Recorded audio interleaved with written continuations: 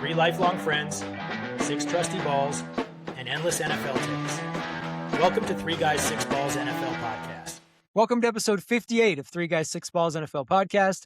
I'm your host, Joel, and I'm here with my 2 co-hosts, Will and Avery.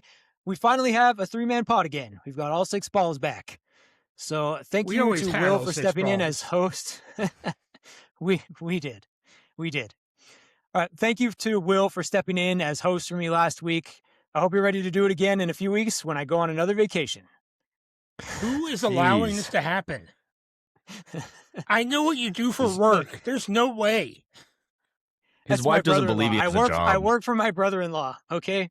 Hey, shout out, I can pretty much do whatever I want. Well, must be nice. So Megan just has to talk to her sister and be like, I want vacation time. Talk to your husband. Pretty much. Well, this last one was with my brother-in-law, and this next one is with my family. So, yeah. You actually have to ask off this That's time. for your birthday. It is. I mean, I didn't really plan it. It's not what I wanted to do for my birthday. Dude, I love spend that time with so my much. family. Why would I want to do that for my birthday? As an adult, I get that. Yeah. Anyways, Will, you did a good job. The only critique I have for you is the pronunciation of Venga Ioane's name. No, that You got the first name right. I have never said it wrong once in my life. You got the first name right, but the last name was wrong. Outside of that, very good job. You did much better than Avery when I put him in charge. So Get bent, pal. No, you don't know how well I did because we didn't record. Maybe that was a different one? I don't remember. No, the same one. Nobody wins. It was never recorded. All right. Well, anyways, today we're going to finish up our scouting reports for the 2026 NFL draft class. So this will be our last week of scouting reports. And then next week, we're going to finish putting our top 50 big board together before the NFL draft happens. But before we get there, I do have a question that I've really been wanting to get your guys' opinion on. So a couple weeks ago, I put a social media post out about how Packers fans think they're going to win the Super Bowl every year. And in that post, I mentioned Jordan Love's 1-3 playoff record. And apparently, I don't know ball because I state statistical facts. But one of the most common comments on that post was wins and losses aren't a quarterback stat. So my question is, are win-loss records a quarterback stat? Avery, I feel like you would have a strong opinion on this. So why don't you go first? I thought I stated this strong opinion last week. Yes, they are, but I think it's an unfair stat. So yes, but it's unfair. And the reason is because you could be a good quarterback and you could be losing games, and unless you are like Joe Burrow level, the fans will not hold that against you.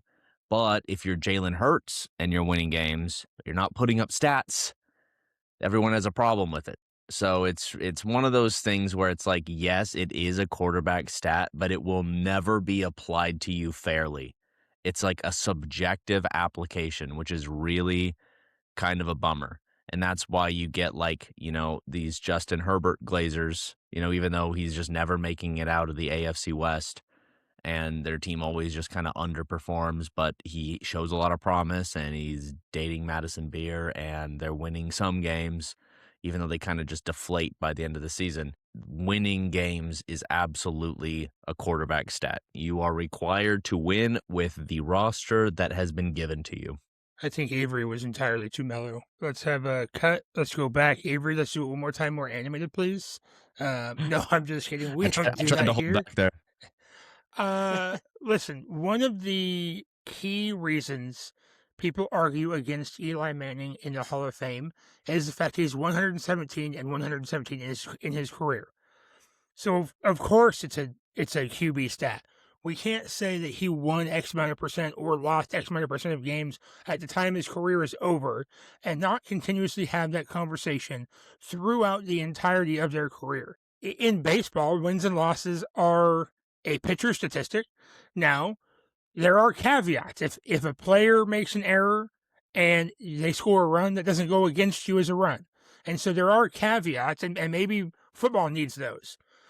But the caveats, I think, in football are a lot more team-based, and i.e. on the quarterback. Like if your receiver has a drop, there is a percentage chance that the quarterback could have put the ball in a better spot to where he didn't have a drop. Now, there are some of those where the receiver hits the receiver's hands out in open space and he just drops the ball. That's not on the quarterback. But there's often times where there is two people touching the ball almost every single play, if not every single play. You've got the center every single play, and you've got the quarterback, which is not every single play when you run Wildcat and things like that. But the percentage is that statistically, almost every single play, your quarterback's touching the ball. They're the ones running your offense. It is on their shoulders to win or lose that game. And if your defense can't stop them, i.e., the Bengals a couple years ago, it is on your offense just to continue to score more points. So I agree with you guys. I think it is absolutely a quarterback stat. I was hoping that one of you guys was going to say that it wasn't a quarterback stat. So you could yell at us? Exactly. Is So that I why? could give you this argument, but let's take a look at this argument anyway. So to the people that say that it isn't a quarterback stat, I want to give you an example here. So Matthew Stafford, when he was with the Lions, he had a record in the regular season of 74, 90, and 1. So if Matthew Stafford had never left the Lions and that trend of having a losing record continued throughout his entire career, would he be a Hall of Famer? No, I would argue not. No, but I think people would still see him as a great quarterback because even when they were losing, he was putting up numbers. I mean, granted, you put Megatron up there. He played for the Lions his whole career, even though it was much shorter, but it's still one of those things. At least it's not, and that's where you can see it's not a wide receiver stat. But at the same time, you can look at his stats and be like, it's really a shame that he didn't play for a better team. And that's really how you would look at it. Because it's just it is that stat, that is important. And it's dude, you get paid way more than other players. You are the face of the team. You most likely have dinner with the coach or the GM. If you're there, if you are that franchise quarterback the entire time, it almost becomes your responsibility to assemble a better team. Obviously, you are not, upper management. You're not in the front office. You're not the owner, but it is still incumbent upon you to do that, to take control, because you are the leader of that team, especially if you're looking at Matt Stafford. Absolutely was the leader of that team. And so I think at that point, it's okay, maybe it's just time for, to switch things up. And at that point, I think, I don't know many Detroit fans that are, see him as, a quitter on the team. I think they saw him as, he put in his time, but we had to shake things up, to get things moving. And it worked out for, honestly, both parties. So, yeah, I think in the case of Matthew Stafford, we know that it wasn't his fault that the Lions were terrible. But if he had a losing record when his career ended, had he stayed with the Lions, there's no way he's making the Hall of Fame. In today's NFL, you're not making the Hall of Fame if you have a losing record as a quarterback. You're just not. And people will try to argue that because there's two modern era quarterbacks in the Hall of Fame who do have losing records, which is Joe Namath and Sonny Jurgensen. But both of those guys played in an era of football that paved the way for where we are now. The bar was lower for NFL quarterbacks back then than it is now. So both of those guys either changed the game or they made a big impact on the game during the time that they played. And in today's NFL, you don't change the game with a losing record regardless of how good you are. To change the game in today's NFL, you have to be Tom Brady or Patrick Mahomes, where you're winning multiple Super Bowls within a certain time frame. And that's how you change the game in today's NFL. And if you don't do that, and if you have a losing record, you're just not going to make the Hall of Fame in today's NFL. Wait, real quick. Who was the quarterback that Lawrence Taylor destroyed, ended his career? Wasn't that Joe Namath? So that's what got him in there. Joe Theismann, yeah. I was going to say, I was really hoping. I forgot. Different Joe. Yeah. That was his contribution to football, was getting them left tackles their money. That's what got him into the Hall of Fame. I'm glad I fixed that fast enough to where people can't. They started. It's actually. They started. This guy's so wrong. He's an idiot. He doesn't know anything. Now, if That's you. If you're watching, that's you. Put your fingers back in your pockets. Quit reaching for the keyboard. Put your thumbs away. Anyways, Will, you mentioned Eli Manning. So do you think Eli Manning should make the Hall of Fame? I'm incredibly torn about this. 2 Super Bowl wins. Regardless of how you feel about them, he has 2 Super Bowl wins. I don't think he was MVP for either of those, if I remember right. 55, a true 500% win record. He was 8-4 in the playoffs, including 2-0 in Super Bowls. I would be fine with it going either way. I'm fine with him being in it. I'm fine with him not, because he hit 57,000 passing yards. He climbed the list high enough to where that's not nothing. 2 Super Bowl wins is not nothing. I mean, that's more than Stafford has. People are saying he's a for-sure Hall of Famer right now. I mean, there's so many people that are out there that are on, like, Joe Flacco. It's just he's in the same argument. Does he make it? Only 1 Super Bowl and a Super Bowl MVP. And so I don't know. I truly don't know. I don't think he makes it in, because I feel like the barrier to entry for the Hall of Fame has gotten harder. I feel like there's, and I'm not just talking about the Bill Belichick Yeah, thing. apparently you have to win 9 Super Bowls now. Yeah, I knew that was going to come up.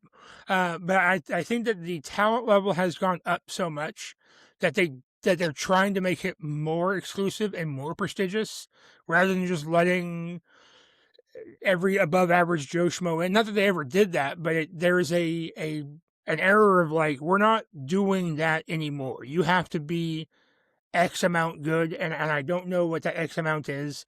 They spent, like, was it 18 seconds discussing Peyton Manning, I think is what the report was for his Hall of Fame bust. And I mean, I'm sure they're going to spend even less time talking about Tom Brady. Like, there's no question. He cheated. He cheated. He was on the Patriots. He cheated. Well, It's the reason Bill Belichick can get in. That is truly a shame at this point. I actually don't know how I feel about Eli being in or not. I think it would be fine. If you'd asked me any other guy of the era, like Phillip Rivers, I don't think he should be in. Joe Flacco, probably not. Like, you could run through those 2010s quarterbacks that have all retired to this point, and Eli Manning's kind of like the one real question mark, I think, that just is like, you can't give a definite yes or no without going through everything. I wonder if Eli Manning's eligibility into the Hall of Fame would have changed had he been drafted by the Chargers. That's probably a question for his dad, though. No, I mean, honestly, at this point, the Hall of Fame just needs a rework. I think they just expose themselves at this point. Like, who even knows? Honestly, at this point right now, Eli Manning is getting in, because I think he's favorable enough and agreeable enough of a person for the whoever the jokers are that decide it to get him in. So he'll probably make it in. But yeah, other than that, the Hall of Fame is the most subjective, petty thing right now. I think it honestly, for the sake of the sport, they need to audit and put those people in prison, and then rework it and make it more clear as to, what gets you in. That being said, I do think there is still a matter of, like, opinion, just because there's who's the guy from ESPN who was on First Take with Stephen A. years back? Skip Bayless? After Max? Oh, Kellerman? Yes, Max Kellerman. I saw this thing. I guess he's been saying this for a while, but he said like, best versus great. And he said, like, yeah, there's a lot of players today that are better than the greats of old. But, like, you are comparing in a vacuum. Like Joe Namath, he didn't, maybe win enough games, but, in his time, he proved to be a great. And so it's the same thing with, like, Olympic athletes. Like, everyone's breaking world records every single time, but it's like you are comparing them to the athletes of their time with the technology and the resources and the money and everything that you have at your disposal. So I do understand that the Hall of Fame rules, or the criteria, gets a little tougher each year, and that's just because players are just getting better. Some of these players are just insane. But anyway, yeah, I've just got qualms with the Hall of Fame, and I don't really know how to approach it right now, because I think it's a total joke. Yeah, they proved it was it. They went back and proved it was a popularity contest, and not a popularity based on general perception. Oh yeah, but a popularity based on their personal feelings. Well, we don't like personal relationship with that person. Yeah, and that is absolute garbage to me. To most people, I was on the internet when that happened. A lot of people were like, "How is this actually possible?" But here we are, living on the other side of it. I was actually surprised at how many people were defending that decision to not put Belichick in, though, because there was actually quite a few. Ugh. It's just like, okay, then who does make it? Put someone, like, tell me a name. It's like when someone says like, oh, so this player should be top 5 all time. It's like, okay, well then tell me who's out. Tell me a player who's out. Who does he replace? So when I see like, oh yeah, Bill Belichick shouldn't have made it. Like, okay, who's someone that should have made it? Let's compare them. Let's compare them apples to apples. And let's find out if that person should be in while Belichick is out. Because it's easy to just say, oh, no, he shouldn't have made it. It's like, okay, well, who's ahead of him? Who would be someone that's ahead of him? And it's hard to, I would say it's impossible, but I would really love to see someone try. At this point, honestly, I don't even think I've seen anyone make that case. After the podcast, I might look that up just to see if I can see them try to make a coherent argument. How many times did Belichick cheat? Twice? Was it twice? Well, hold on. Yeah. How many times did he get caught? Yeah. Okay, yes. How many times did he get caught cheating? So if we count the Deflategate on him, I think it's 2, right? But that was a Tom Brady thing. So one for Belichick, one for Brady? Even if we call it twice, he would still have 6 Super Bowl rings, 5 as a coach and 1 as a defensive coordinator, which is more than everybody else. I don't get it. But anyways, we got some scouting reports to do. So let's move on to the scouting reports. So the first guy up on our list today is Texas A&M edge Cashius Howell. How I feel about Cashius Howell at the NFL level depends on 2 things: where he gets drafted and what role that team gives him. If Cashius Howell is expected to be an every down player on defense, I don't like him that much because he's not very good against the run. He's got historically short arms paired with his lighter weight for an NFL edge and just doesn't set good edges against the run. But if Cashius Howell's role is just to come in on passing downs and give quarterbacks nightmares, then I'm all in. But going back to the stat that we mentioned before, since 1999, there hasn't been a single player with sub 31-inch arms that has a double-digit sack season or made the Pro Bowl. However, I think that a guy like Cashius Howell can come in and make a big impact for an NFL defense as a pass rusher, just not as the number 1 guy. The measurements say that Cashius Howell will never get a 10-sack season. Go get me 9.5 sacks. I think Cashius Howell can do that. What Cashius Howell lacks with his arm length, he makes up for with a violent first step, a relentless motor, and he's got a really good set of pass rush moves. And so I think if you're drafting Cashius Howell to be this every down player who's going to be your number 1 pass rusher, I don't think that's where teams should view him. But if you're viewing him as a guy who can help you rush the passer and he's not going to be the focal point of your defense, then I really, really like Cashius Howell a lot as a player. Yeah, I think, honestly, when I think of him, I think of just, it's a shame. It's a shame that his arms are that short because everything else seems to be in line. It just seems like this is just some cruel joke the universe is playing on him. But like you said, I do think that, depending if teams are utilizing him correctly, I think he could be put in good positions. That being said, he is one of the players that I am really, especially on defense. Offense, there's some exciting players I want to keep tabs on, but this guy, I really want to see how he develops because I think that if there was a guy with ridiculously short arms to pass 10 sacks, I think it would be him. And so it would be nice to see. Granted, the sample size for guys with short arms getting 10 sacks isn't very large. It's not like there's a whole bunch of guys with short arms out there trying to get it and can't make it. It's usually just the cream of the crop that are out there or even put in positions to get double-digit sacks. So everything else I've seen with this guy is amazing. But I also know how important that arm size is, the arm length. So I'm very, very curious to see how this guy does. I really don't know.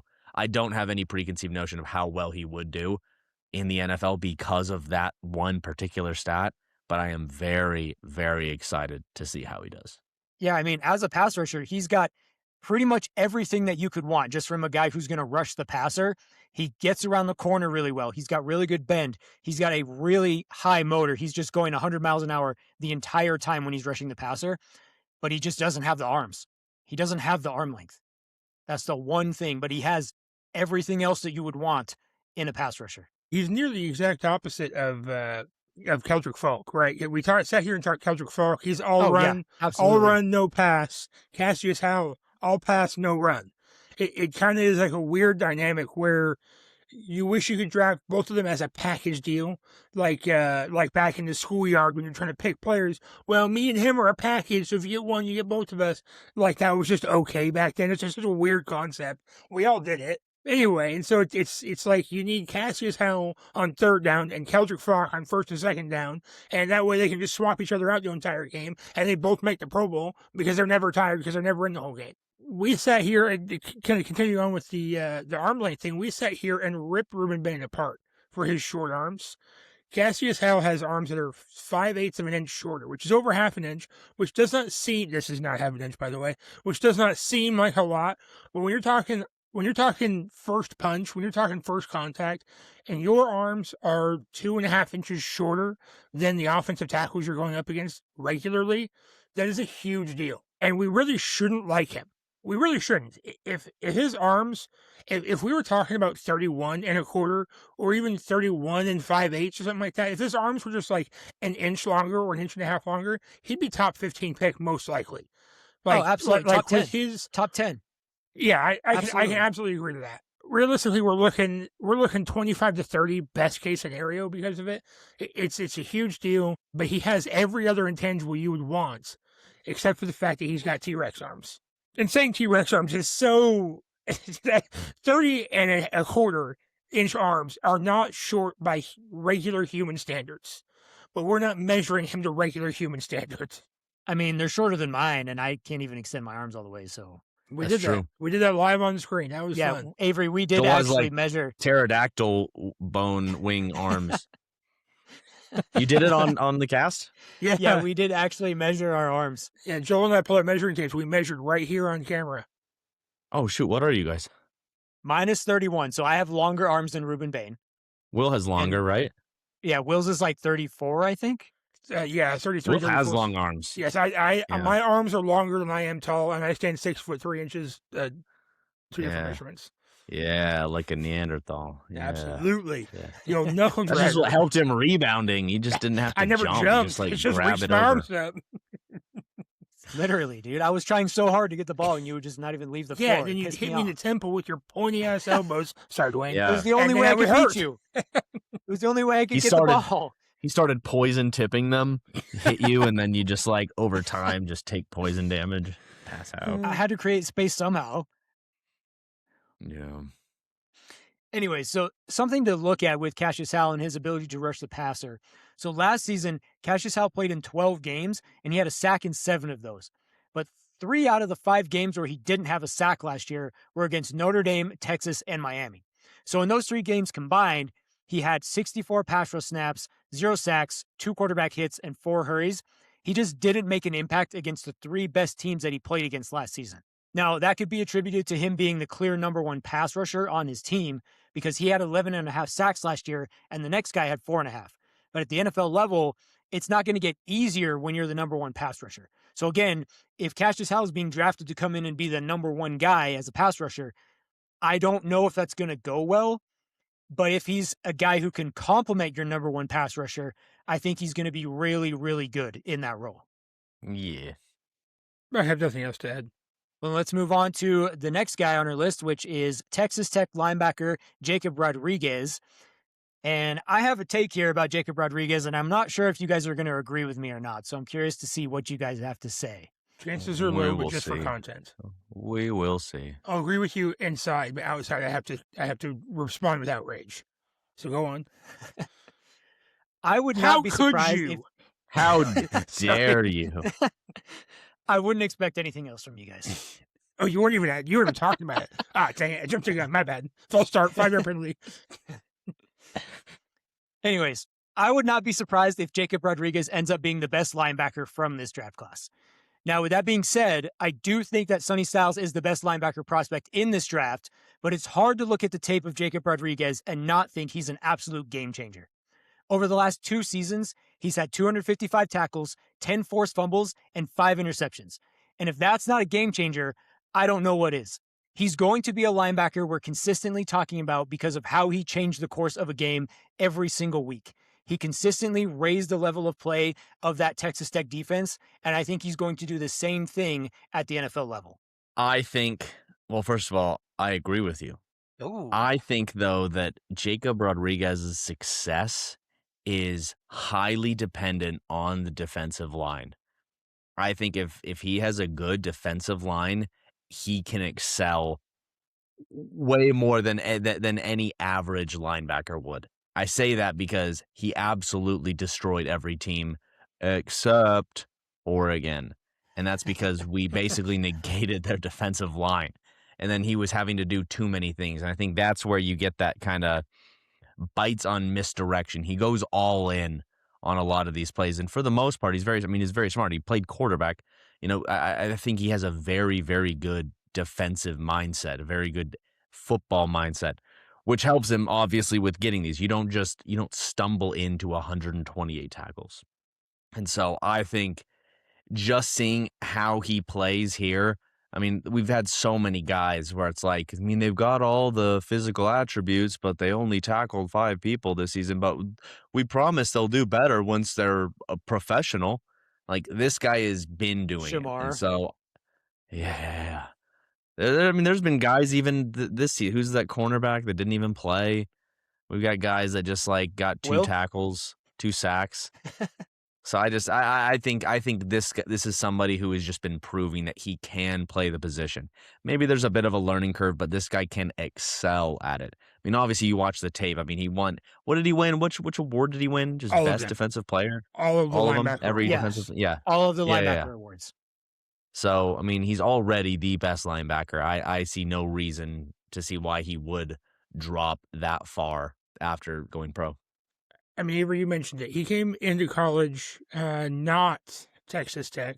I don't remember what college he went into originally, but he was recruited into college as a linebacker, but he was also a 3-star quarterback recruit. Recruited that way out of high school into college, and then transferred to Texas Tech, where he became full-time linebacker with his twin brother.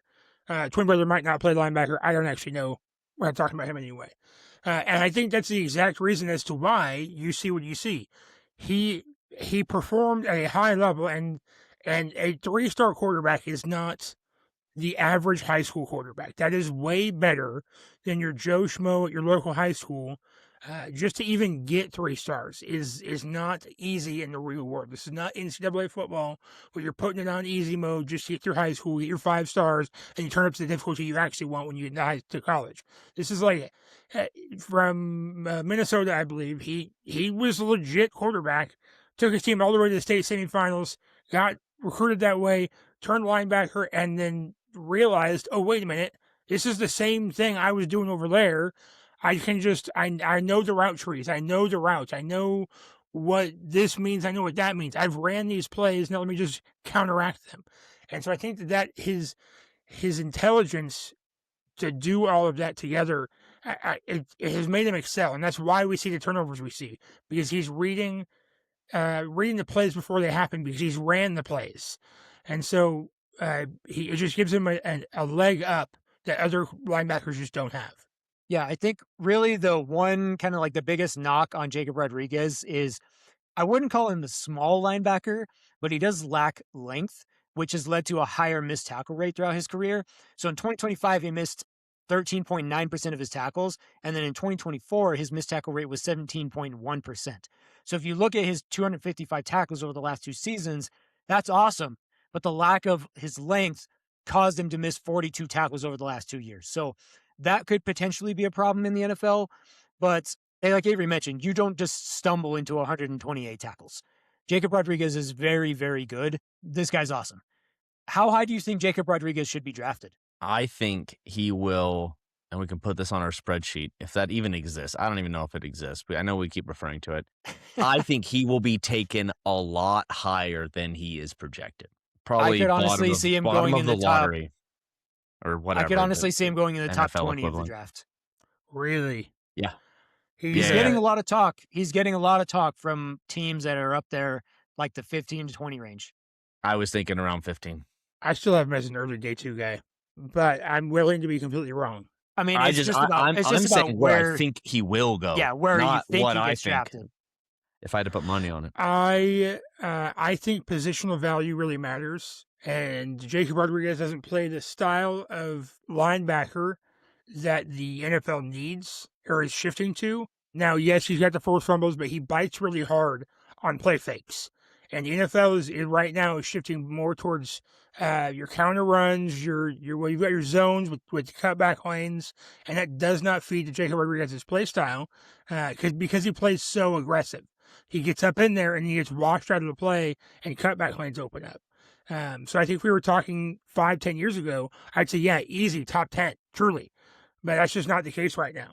And not that he won't go on to be the best linebacker of the class. I actually don't agree with that statement. But I didn't say just, he would be. I said he could be. okay, well, then sure, yeah, he could be. Of course he could be. We're talking about his potential right now. But I just don't. I still think he's I think somebody trades up early round 2 to get the guy they wanted in round 1, but didn't feel they had the room to take. So 38 or so, 38 to 40. It's a really narrow window, but I mean, that's still really good. incredible. Anyways, unbelievable, honestly. Yeah, I think people forget a lot of the times, like if you're getting a guy who's not drafted in the first round, I think they think that they suck, but that's just not how it works. It's just not. Anyways, let's move on to our next guy, which is Georgia defensive tackle Christen Miller. Christen Miller's been getting a lot of hype from people, like draft analysts. He's been getting a lot of hype recently, and I just don't think I'm as high on him for some reason as some of these draft analysts are. And Will, why don't you tell me why that is?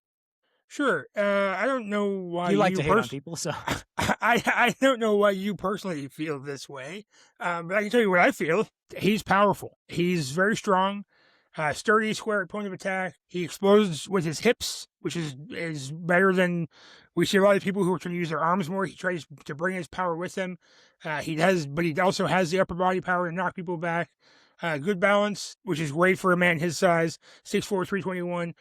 The problem is he can't rush the passer, right? He's pure run, and even then, he gets eaten by double teams rather than eating up double teams. And so he's going to stop the run fairly well. He does have a lot of room to grow with the double teams and truly rushing the passer.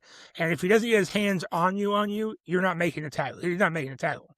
He will lose a lot of tackles trying to overextend and overreach and getting pushed or moved out of the way. He also gets tunnel vision at times where he gets a hole and he just runs through it without really paying attention, and that's going to get you trapped and get you knocked on your booty in the NFL. And so I do like him a lot. I don't actually think I would like him moving up the boards a lot either, truly, because he can get fooled easy, and he has so many gaps with a man his size should not be getting pushed around by double teams as easily as he does. I don't really care for my defensive tackles personally rushing the passer. That's not where I want them to make their money. I want them to eat up the blocks, and even then he has a hard time doing that. Yeah, I think the reason why I'm not super high on him is because of how high I am on Caden McDonald. Because Caden McDonald was a highly productive player, and that makes him really stand out because he's always making the play. Christen Miller's tape it seemed boring to me. And I understand that maybe that's what you want from your defensive tackle, right? Maybe you want your defensive tackle to be boring.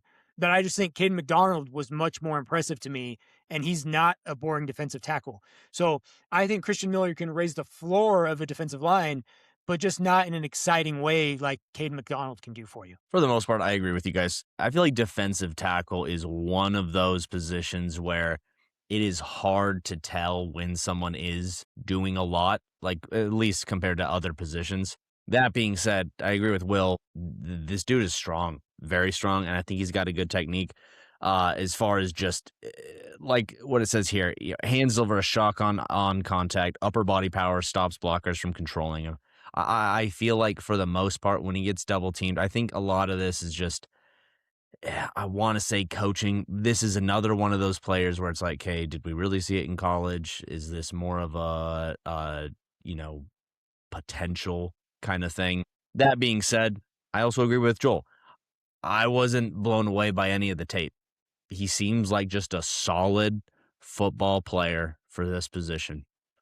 And I couldn't really find anything else that really stood out. But also at the same time, I didn't really see anything that was necessarily that bad. So maybe I think he'd be a good football player on a good football team. So That's the problem. We've looked at so many of these guys. They all start to A, blend together, and B, if you're not the top last end one, yeah. talent, it's like, I mean, I guess he's good. He's not this other guy, but I guess he's fine. He's way better than me. I couldn't do what he can do, but I'm not being asked to. Yeah. I think my biggest problem with Christian Miller is he just reacts late to the snap. You can clearly see on tape that when the ball is snapped, he's not firing off the ball. He's clearly late. And that is probably one of the biggest reasons why we haven't seen him be super productive with his numbers. The most tackles he's ever had in one season is 27. And again, to compare that to Caden McDonald, it just doesn't even come close to measuring up. He's very good with the stack and shed against the run, but he just reacts late to the snap. And if he would react like right when the ball is snapped, he could just overpower people right away and just blow up the play. But because he's late to react, he doesn't do that. So that's probably the biggest thing that I didn't like about him. And again, overall, I think he was just kind of like boring to watch, honestly. On board. Let's move on. Next. All right. The next player is nice. Tennessee wide receiver Chris Brazzell. This Now I is want to the start this one opposite off of by boring. sharing a I want to start off by sharing a stat about Chris Brazzell that I heard on the NFL Stock Exchange podcast. So over the last 2 seasons at Tennessee, Chris Brazzell has played 1,196 snaps. And now that takes out his 49 slot snaps. But of those 1,196 snaps, Chris Brazzell played all but 2 of those snaps on the right side. He played only 2 total snaps on the left side over the last 2 years. 1 snap on the left side each year. You guys have any thoughts on that? Bad coaching. Which is kind of what we've I don't have seen any from thoughts on that. Tennessee with their wide receivers going into the NFL, honestly. Yes. Yeah. That's a big. I heard doing my review of this guy. That was what I heard the most is you have to review the player, not the helmet. And it's a Tennessee wide receiver. So, okay, let's just write him up as going to be probably bad in the NFL. But it's not the receiver's fault. It is legitimately coaching staff's fault for doing that to him and not creating more opportunities. Now, maybe in practice, he can't catch the ball from the left. He can't turn his body this way. He can only turn it that way. I don't believe that's true because you don't get to be a starting receiver in the SEC if you can't prove it. And that's part of proving it. So I think that it is legitimately just bad coaching. I mean, I think the difference between Chris Brazzell and other guys that we've seen going into the NFL, like Jalen Hyatt or Cedric Tillman, like we've seen a few of these guys go from Tennessee into the NFL and they just do nothing. But I think the biggest difference is that Chris Brazzell can actually run NFL routes. He can actually create separation for himself instead of just being able to get separation because of how the offense is being run.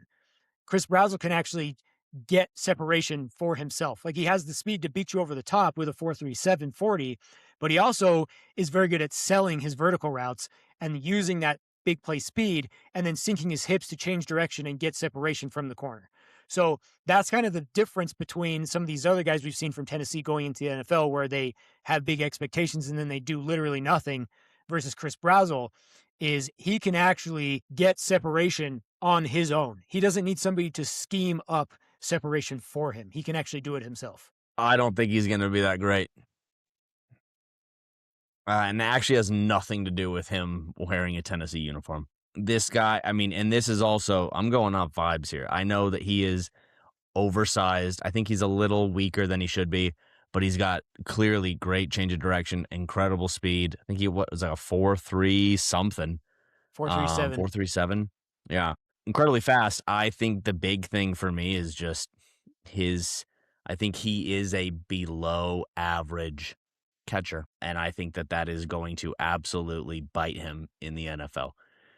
I think regardless of all his speed, size, everything, I feel like, and you can write this down on the document as well, I just don't think he's really gonna go anywhere. I think he's been blessed to be put in a professional football player's body, and I think he will severely underperform, and everyone can get mad at me.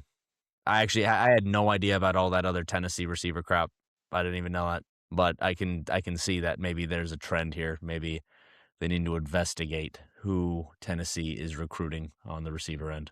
So my internet froze. I didn't hear a single word Avery said. So let me ignore everything that he said and go my own way anyway. Do it. Let me tell you. That's actually great. Let me tell Do you. If I could have heard what he said, I'm going on the same path anyway. This freight train had left the station and it wasn't turning around. What I can say is I actually disagree with you, Avery. I think Chris, is it Brazzell or Brazzell?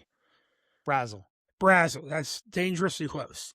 Chris Brazzell, he is the best of the rest. We've talked about like 5 or 6 wide receivers now to this point, and I think that those we've talked about go in rounds 1, 2, maybe one of them leaks into round 3. I think Denzel Boston's kind of losing some speed in the draft boards. Maybe I'm just talking out of my keister here, but I think we have an early day 3 guy in Chris Brazzell because of positional value.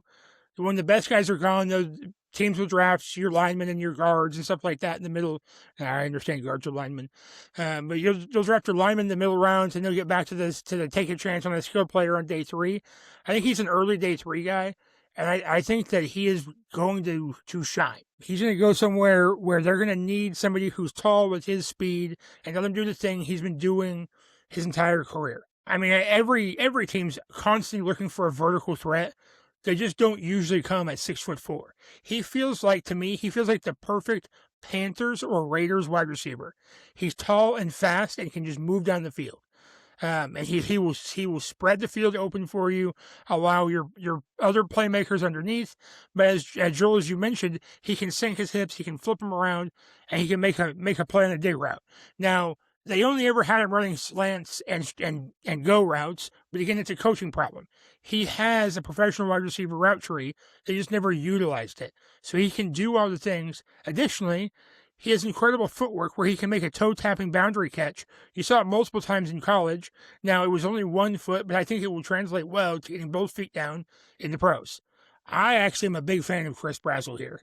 I like him. I would love for the Rams to draft him and let him learn and grow. 6'4" with 4.37 speed is not that common. Real quick, maybe you guys don't have someone, and that would be fine because I'm putting you on the spot. If you guys were to compare this guy to somebody, who would be your comparison? He's a faster Marquez Valdez-Scantling. Same body size, same body height, almost the same weight. Brazzell's just faster. The guy I was thinking of, and this is a weird comparison, and you can probably see why I'm comparing him, but Dorial Green Beckham. Oh, this guy's obviously a lot. Heard in a while. Yeah. This guy's obviously a lot. I want to say smaller. I think he's an inch smaller and probably about 40 pounds lighter. But I just remember Beckham. He had everything. He had Greg Oden's high school scouting report. Like, this guy was supposed to be unstoppable. And granted, there was some off the field stuff that like really just derailed his career. But this guy, every time I saw him play, that's who he reminded me of. And again, I'm not saying they're the same person, but I feel like when it's all said and done, let's say 10 years down the road, you put Chris Brazzell and Dorial Green Beckham in the same category, and like, yeah, they had different careers, but like, yeah, equally as disappointing. Maybe I think Beckham will be more disappointing. That was a generational fumble, but I just don't think this guy is going to produce. And I think, honestly, it has to do with, like, when it's all said and done, you can create all the space you want. You can jump over anyone you want. You can outrun anyone you want. But if you don't have elite catching skills, like, it's just not going to translate. And I think that the corners, the defensive backs are too good in the NFL. They're not going to let them get easy ones. And when it comes to those big plays where it's like, hey, it's between this defensive back and this receiver, who's going to come down with it? This guy is no Julio Jones. I don't trust this guy to go up and get the ball. I'm sure he has a chance to get the ball. I'm sure he could reach up there and grab it. But, like, will he come down with it? Will it be like, oh, man, oh, yeah, the defensive back just knocked the ball out? I'm just not seeing it. I'd love to be wrong. I would love it if the Rams drafted him and he failed, though. I would love that too. I think how you view Chris Brazzell is kind of similar to how you view Cashius Howell. Like, how is the team using Chris Brazzell? If you're expecting Chris Brazzell to be your number 1 wide receiver, then yeah, I don't think you should like him. But if you're viewing him as a wide receiver 3, then I think you should like him. But I do agree with you, Avery, that he's not an elite catcher. For a guy of his size, you would think that he'd be just throw it up and just let him catch it type of receiver. But his contested catch numbers are just not impressive at all. He had 49 contested catch opportunities in his career, and he only caught 20 of those, which is 40.8%. So although he is tall, he's kind of skinny. He doesn't have, he's not going to overpower people when he's going up for a contested catch. So I do agree with you there. I just think that if you're viewing him as a wide receiver 3, then you should like him a lot more than if you're viewing him as a wide receiver 1, because I don't think he's a wide receiver 1. But I think he could be a really good wide receiver 3. If that's the case, then if I think he's a really good wide receiver 3, I mean, if we're talking about the 4th round here, the 5th round here, yeah, I think he'd be a great pickup. I think this is one of those guys that you're playing pickup ball and you're drafting your team, and you see this guy who looks athletic. You saw him be athletic. You saw him dunk the ball, and then you play and you're like, oh no. This guy just doesn't have the goods that he should, and all you just think is what a shame. What a shame. And I'm being hyperbolic here, of course. I mean, this guy's a football player. He knows how to play football, but I just think for what he has going for him, I don't think he has that dog in him. I need to change topics here real quick. Congratulations, Rory McIlroy. Just sunk his bogey putt to win the Masters for the second year in a row. The 90th Masters. Rory McIlroy, back-to-back years. Anyway, I thought you were watching your kids there. What is this, a golf podcast? What are you talking about? Look, we call ourselves 3 Guys, 6 Balls. Maybe golf is one of the balls, all right? That was a good shout out. That was live. I mean, this show isn't live. I but just you watched it happen. Live. I mean, I'm paying deep attention to our podcast. My internet cut out. Sure. Okay. All right. Anyways, next guy. This is San Diego State corner Chris Johnson. Wait, this isn't the running back? Oh, yeah, CJ2K. Yeah, he's coming back to the NFL. I did this on the wrong guy. Avery, tell me about San Diego State cornerback Chris Johnson. I like this guy. I like him a lot. I like him a lot more than the other cornerback we're about to talk about. I think this guy's got the goods. I think he's great. I think he's fantastic. I think he's going to do really, really well in the NFL, as opposed to the last guy we just talked about. Look, here's my problem. I think he dominated college, but he played in the Mountain West. You were the best player in the worst, not the worst division, but one of the worst divisions. Of course you were good. You didn't challenge yourself. In the in the world of transfer portal and make your money, he chose to just sit and be the best player on a bad, not a bad roster, but a bad conference. Go do something somewhere else. How many times have we said this already? Where it's like, oh, I'm so glad he transferred and still did well. I'm so glad I made the same comment about what's his bucket, the safety from Toledo, Joel help. Emmanuel McNeil Warren. Crushed it. Could not have done better myself. Literally couldn't. You watched it happen. I said the same thing about him. Where it's like, yeah, you did great, but you did it at Toledo. Do the same thing in the Big Ten. Do the same thing even in the ACC.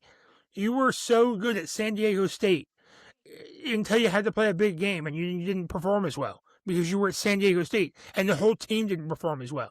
You're only going to be as good as the competition level around you. Not that San Diego State is not a competitive college. It's just not the same level as the NFL. The SEC is not the same level as the NFL. The Big Ten, ACC, the Power Four are not the same level, but it's closer than a non-Power Four conference, than a Group of Five or whatever they want to call them. Do you know who the last guy that was at San Diego State who got talked about like this was? Derek Carr. Kawhi Leonard. That was Fresno State, by the way. Dang. Kawhi Leonard. Different got disrespected. Sport. Same conference, same bad conference. Slightly in basketball than football. I will give you that.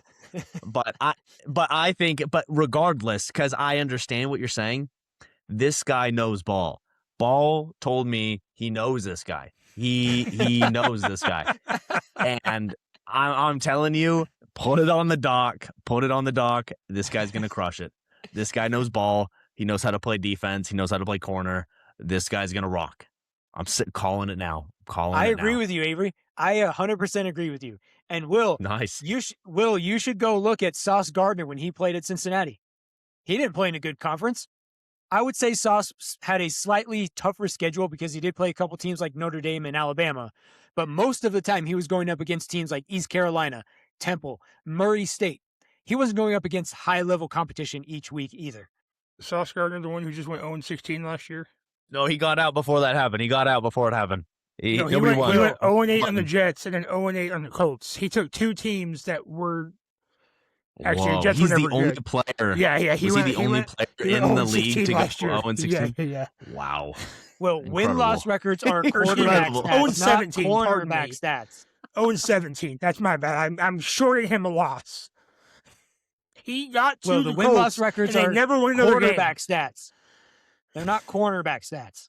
Ugh, this poor All I'm dude. saying is I don't trust it. I'm willing to be proven wrong, but I mean, we have it here. Inconsistency at catch point. That is going to be incredibly damning in the NFL. Trouble battling big-bodied receivers. There's none of those in the NFL. He should be fine. Receivers create separation on vertical routes. Oh, that doesn't happen at all, so we're good. Yeah, you're right. He'll be great. He'll be fine. Well, Will, you want to read some of the strengths there for me? No, those don't matter, actually. No, my facts, not yours. Mine. I reject your truth. This is my truth. Anyways, in 2025, Chris Johnson only allowed 18 catches on 43 targets for 185 yards and 0 touchdowns. In addition to that, he had 4 interceptions, 2 of which he returned for pick sixes. I think he's going to be incredible. Love it. Love it. I like how Sauce Gardner was just, he's that guy in traffic that's stuck in traffic. He sees that lane moving, gets in that lane, and then that lane stops, and then his previous lane just keeps going. He's like, what the hell? That's what he did all last season. No, he did get hurt. Yeah. Yeah. All right, do you guys have anything else to add with Chris Johnson? No. I guess not. I was going to look up his game-by-game stats and prove that I'm right and you're wrong, but we can move on. I hope Can we're going you really to the next prove corner. that with corner stats, though? Yeah, because if the 18 catches were all against bigger schools and the rest of them were not, then of course he performed well against bad competition. Of course. That's what you want. That's what you expect. Oh, I actually Anyways, have it. let's move on to the Okay, next let's guy. go. Yeah, now I have it. Yeah, move on. Get over it. Okay, fine. I'll go back. Fine. No. Here, go. I don't have it. I lied to you. What the? Okay, fine. All right. We're on the last guy Hold here. on, though. Here's the problem. The only good team he Fine, played I'm going last back year, again.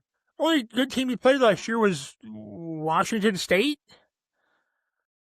They played terrible competition all year. Stony Brook, Washington State, California, Northern Illinois, Colorado State, Nevada, I guess maybe, Fresno State, Wyoming, Boise State, San Jose State, and New Mexico. And you know what he did against Boise State?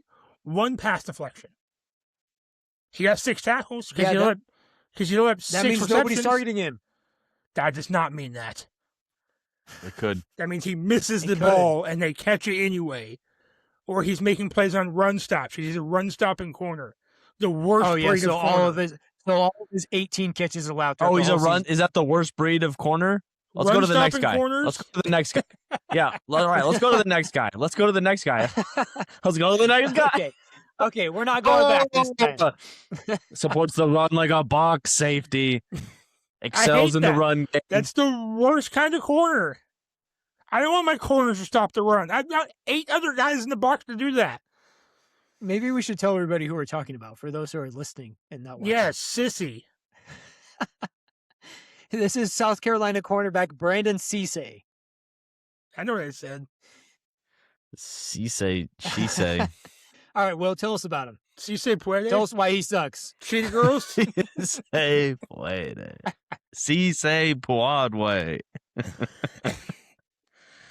Look, what do you want me to say here? He's got below average route recognition, and he's not great. Struggles playmaking with his playmaking positions, makes too many diving attempts, lacks career ball production. He's incredibly explosive and athletic, but he doesn't play corner very well, right? Who is we were talking about who didn't know how to play defensive tackle? It's Caleb Banks. Most of the defensive tackles. It was Caleb Banks. He's incredibly athletic, just has no idea how to play defensive line.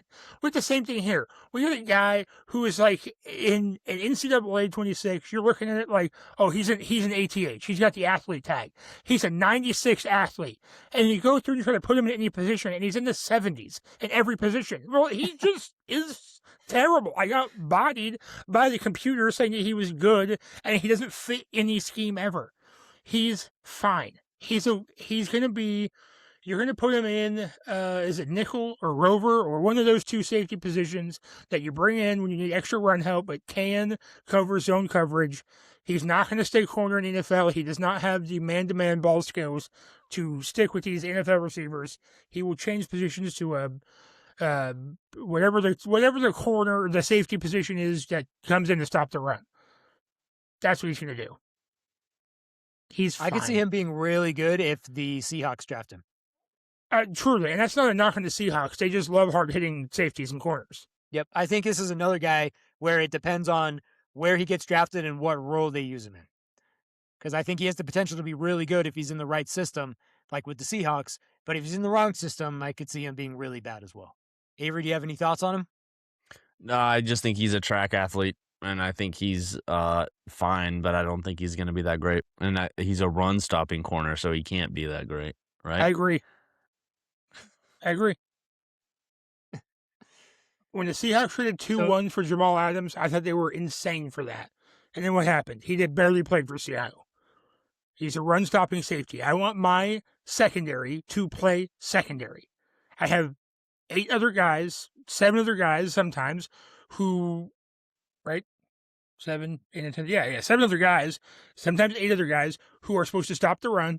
I want you 3 or 4 to stop the pass. That is your job. Do your job. Maybe I'm just curmudgeon and old. That's just not the way the game's played anymore. Yeah, well, I'm old. Yeah. Well, here's a stat that I think you guys will like. So in 2025, he was targeted 26 times in 269 coverage snaps. Nice. Which is basically 10% of the time. That's not even the best part. And when he was targeted, he allowed 18 receptions. So he allowed a reception rate of 69%. Nice. That's not good.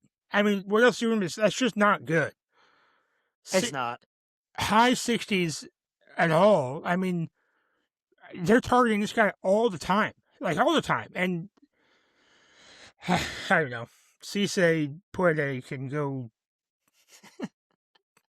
to Cisse sleep.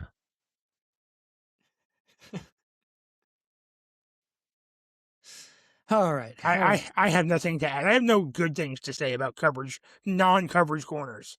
All right. Well, let's wrap it up then. That's going to wrap up our 2026 NFL Draft scouting reports. We are pretty much a week away from the NFL Draft, and so next week we're going to finalize our top 50 big board and then do some NFL Draft predictions for you guys. And Will did not remind you guys to keep your balls played with last week while I was gone, so hopefully you didn't forget. And so here's a weekly reminder. You did do it. You did do it. I'm Will. I also didn't care. I didn't forget. It was just a personal thing at that point, which is different. You just wanted to do your part and not mine. Truly, I got to the end. Should have been here. You saw the tape. I got to the end and froze. Like I don't actually know how to. All I know is I say bye now, y'all, and that's it. I don't know what anybody else is supposed to say here. Will's just like, what do I do with my hands? Look, there's a reason I sit in third chair, right? We have our host, we have Avery, who's great, and the vibes guy, and I sit in third chair as the hater. I know how this works.